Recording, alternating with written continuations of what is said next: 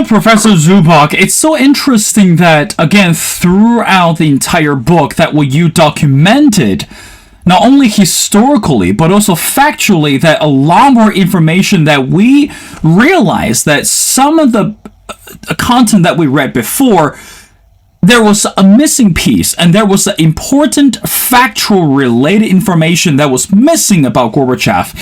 And of course, that before, inviting our show, that we also had a general survey from our audience to ask you the questions regarding, the research behind this book, and also some of the questions are more relevant today. Now, here's the next question.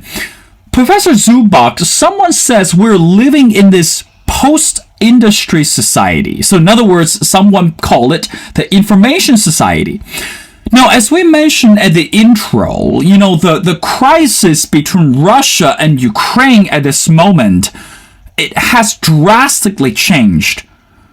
So the question to you is, how is the current political system, globally speaking, shape the nation of Russia today? How the current system affect what Russia does politically? Yes. I didn't quite get the question. That's right. Yep. So in other words, how is what's happening today internationally affecting Russia's behavior? How would you explain that? Well, let me start with the premise that not everything that Western press writes about Russia reflects what Russians think about themselves. That shouldn't come to you as a surprise. People, in any country, when they read what, for instance, New York Times or Economist or the Financial Times write about them, they say, is it really what is happening around me? You always have this kind of sense of, I would say constructive mistrust, right? And Russians, I don't think that Russians think, and I don't think Putin think that there is a new Soviet Union on the agenda. That Russians sleep and dream to reconstitute the Soviet Union. I don't even think that it's Putin's agenda, frankly. So what is Russian agenda? Russian agenda is to resume normal relations with the rest of the world, to trade, to do business, because Russia is a very different creature from the Soviet Union. That's right. It's so deeply economically interconnected. It's an open country in terms of travel. That is before COVID, of course. We all became closed. Right. But before, Russians were free to travel whenever they wanted. Their most preferred destination was Europe, but they traveled to China in droves. They traveled all over the world. So, the dream is to return to normalcy. Now, people say what prevents it is Russia's annexation of Crimea. And this is where I can contribute to the better understanding of the story. Why did Putin seize Crimea? I should say empathy, that is understanding, does not equal sympathy. Like everyone, I was shocked by this annexation, but by its abruptness, by the resulting conflict. But somehow deep in my historical imagination, I understood that, yes, Russians would welcome it, and they did. Fortunately or unfortunately, because the Crimean problem has this long symbolic connection. I wouldn't mention other aspects of it. Kosovo, Taiwan, whatnot, but it had very special connotations for the Russian political imagination. And when the Soviet Union was collapsing, and most of the people, I repeat, did not expect it to collapse, did not imagine that Ukraine would be a separate country. The question of Crimea automatically popped up right there in 1990 and 1991 in the minds of many, many Russians. In other words, even those people who were prepared to, although it was immensely difficult for Russians at the time to imagine that, hey, Ukraine is not part of the common state, as it was for centuries, that would be an independence, brotherly state close to us, but in an independent state. But then they would say, what about Crimea? Crimea should be returned to Russia. And, yes, I know all the legal arguments, I know, various historical arguments, but, it's part of the nationalist mythology. That was heading again towards the crisis. Could it have been prevented? I found an intriguing evidence when the three leaders in fact, but two of them were the leader of Ukraine and the leader of Russia, Yeltsin, met in Belarus. Right. In December 1991 at a famous meeting, or infamous meeting, to declare the Soviet Union null and void. One advisor to Yeltsin advised him very strongly to raise the issue of the future of Crimea there, because that person, who knew very well the situation in the Soviet Union, understood very well that Crimea is such a symbolic issue that would not just pass away in Russian national imagination. And the collapse between the two nationalist myths, Ukrainian and Russian, can happen above all over Crimea. So why, he advised Yeltsin, raise this issue, put it on paper, at least, so that later you would tell the public, I tried, and so on and so forth. Or make the Ukrainians at least admit that it's such a sensitive issue that it should be negotiated after some years, and maybe a plebiscite should be done later on to decide what happens to Crimea. With Russia or Ukraine, they would like to stay, in other words. So before it turns into, Northern Ulster, Taiwan, Hong Kong, whatever, Yeltsin had other concerns. He didn't do it. And immediately after the Soviet Union ceased to exist, you had a huge spike of tension over Crimea between Ukraine and the Russian Federation, just days after the Soviet Union ceased to exist. So, when I went through all these articles and documents, I had a complete deja vu with, the situation post 2014. And I said to myself, we can ignore history only to our own peril. The ignorance does not save from repeating this, later on, 20 years later, 30 years later, does not matter. Right. Well, but Professor Zubok, again, coming back to today's geopolitical shift, the partnership between China and Russia today seem to be terrifying to the Western culture. So in other words, for decades that, before this current presidency in the U.S., the American government was afraid that China was going to take over the whole world, which we know that, ideally speaking, it probably was never the intention from the Chinese side. But if we look at today, what's happening between those two countries, Russia and China, not only this political or social partnership, but meanwhile, just militarily speaking, these two countries seem to grow closer and closer. But again, it could be a major threat to the Western world. Now, from your perspective, Professor Zubok, why do you think today that the U.S. is so afraid that the alliance or the partnership between China and Russia today?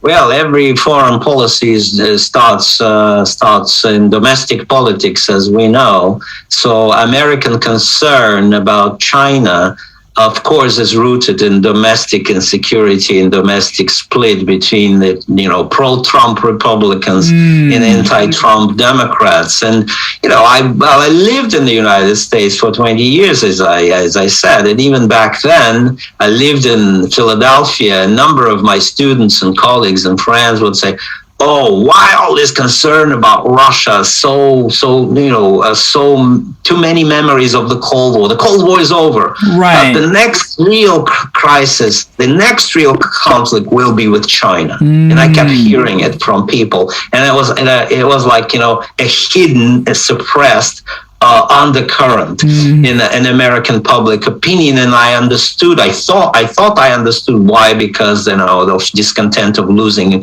highly paid industrial jobs. All goods were made in China, which was nice when you go and buy them, but when you cannot get high paid jobs as they used to, that's a negative side. So that's a good way to start to understand the current and when Americans gradually realize that China may surpass them, so America will no longer be number one, which they lived with for a whole century, and that became part of American national identity, that they're number one in everything, and all of a sudden, another country. That's obvious, and but also kind of a sense that they began to say, Comrade Xi is not going to make a transition to liberal democracy. That's the one-party rule. And all of a sudden, you kept reading for years and years and years in the American press that there's a one-party rule,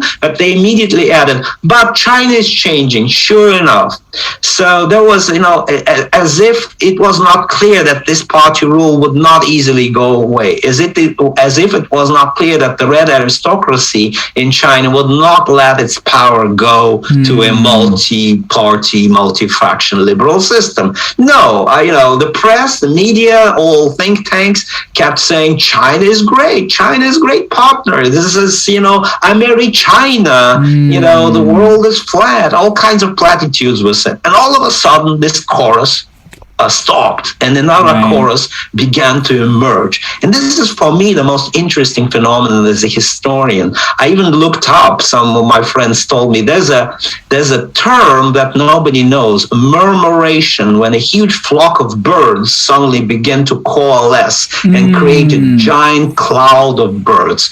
And as I looked at the chorus, anti-Chinese chorus that appeared around the time that Trump became the president, I realized, indeed, there's a huge power in American public opinion, media institutions and think tanks to coalesce in a sort of murmuration.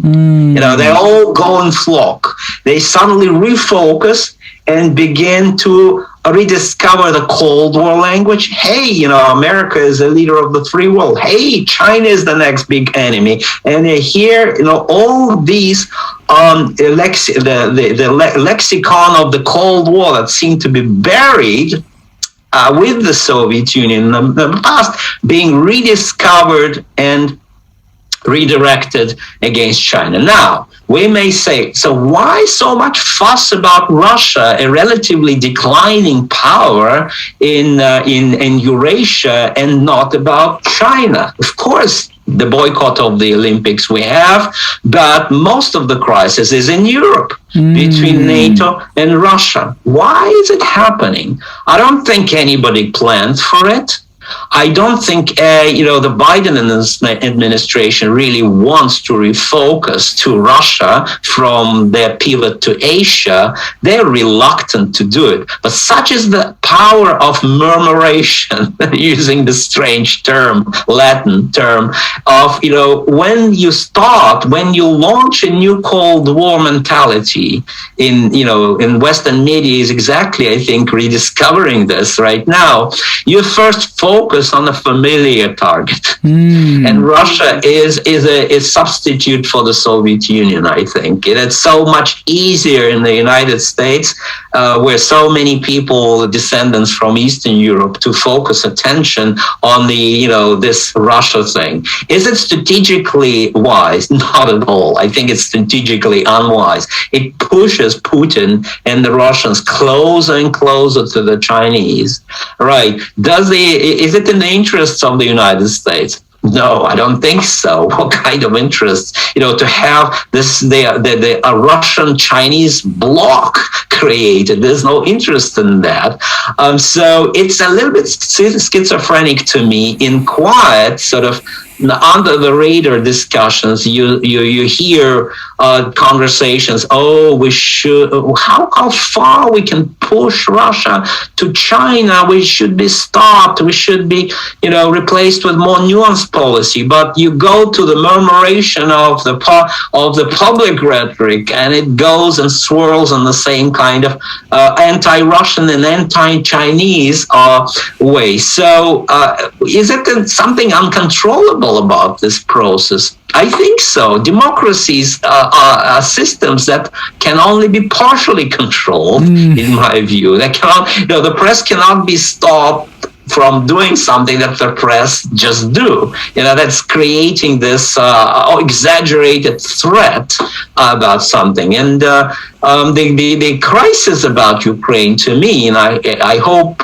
this is the day one for de-escalation. I may be wrong. There may be other spikes along the way, because the problem of Russian-Ukrainian clash of narratives is not resolved. And therefore, the problem that started the crisis is still there and will generate new spikes of tension. But for this particular crisis, it may be going down a little bit, pretty much like pandemic waves. We're waiting for the next virus, right?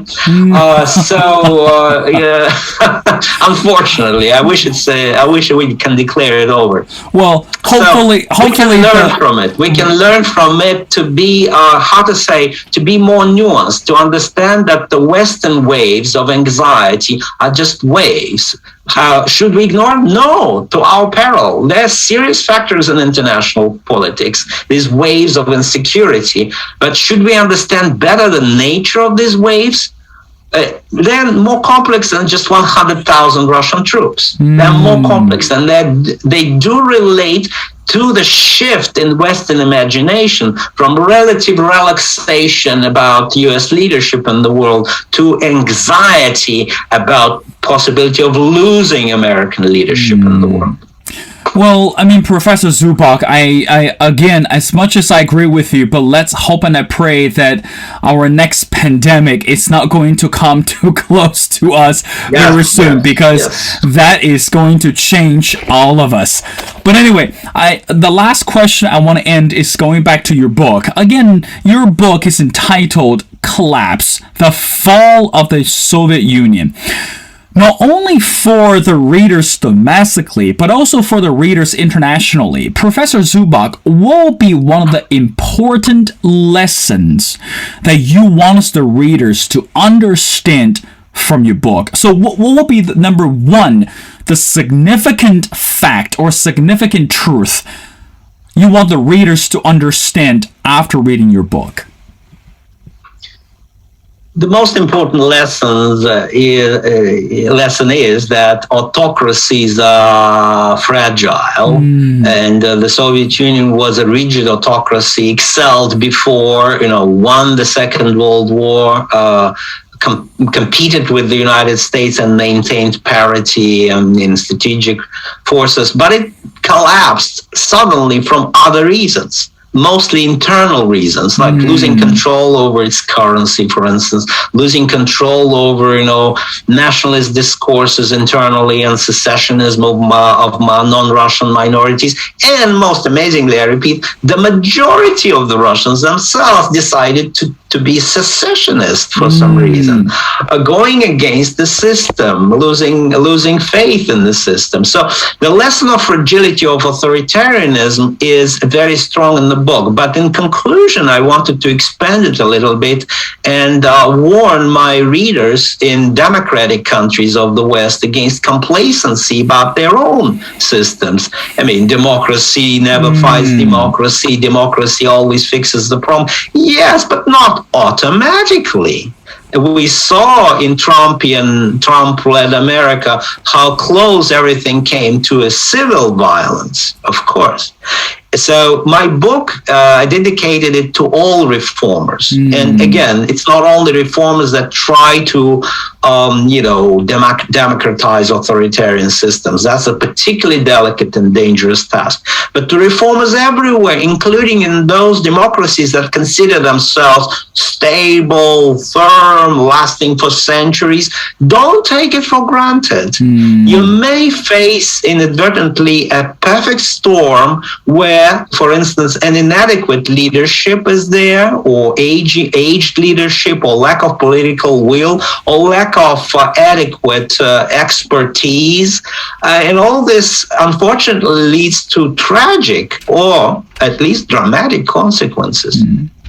Well, ladies and gentlemen, Professor Zubok, and he's the professor of international history with expertise on the Cold War, the Soviet Union, Stalinism, and Russia's intellectual history in the 20th century. Of course, their latest book is called Collapse, the Fall of the Soviet Union. Professor Zubok, thank you so much for taking your time to join our show, and it's been a pleasure of talking to you. And of course, most importantly, you help us to understand today's geopolitical shift, not only that the topic you touch on democracy, on authoritarian countries, and, again, the meaning of a unification and economic impact, but most importantly, you really took us all the way back to the journey that we should never forget. So, Professor Zubok, thank you so much for doing this.